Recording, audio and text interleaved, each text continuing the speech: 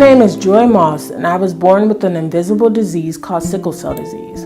It is a genetic disease which affects the molecule in red blood cells called hemoglobin. Normal red blood cells are round, mushy, and flexible. However, people with this disease have atypical hemoglobin molecules called hemoglobin S, which distorts red blood cells, giving the disease its name. This distortion causes the red blood cells to get stuck in blood vessels, blocking other oxygen-rich cells from getting to other parts of the body.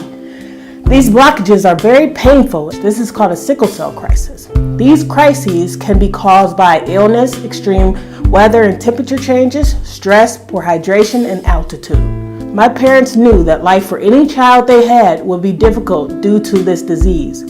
They understood that sickle cell is an autosomal recessive disorder, which means a child inherits two mutated genes, one from each parent.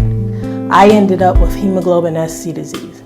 Hemoglobin SC disease is one of 4 common types of sickle cell disease. My parents got me a hematologist who specializes in sickle cell disease. My doctor told me I shouldn't and wouldn't be able to play sports, which could trigger a crisis. Despite the odds, I took a chance and pushed forward to show I wouldn't allow this disease to control my life. My senior year of high school, I loved television shows and movies, so I decided to go to college for a degree in media production. Even with the challenges of a higher altitude, so I moved from Cleveland, Ohio, to where I went to college in Grand Rapids, Michigan, drastic weather changes, and the stress of college, I worked hard all 4 years to not let my disability define me, and I earned my degree. I realized a little too late that working in the television and/or film industry was too stressful and strenuous for my body. I reinvented myself professionally by learning I had another passion, which is working with children.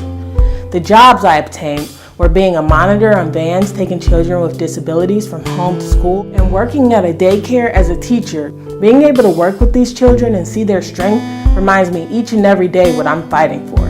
And finally, even though I am not working a job right now, I don't see myself out of work. I believe being an advocate for my illness is helping to bring a unique perspective about invisible illnesses. I write spoken word poetry and create music that brings passion and heart so people may understand what those with sickle cell go through daily.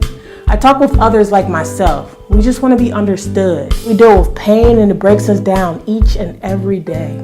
We want to be heard.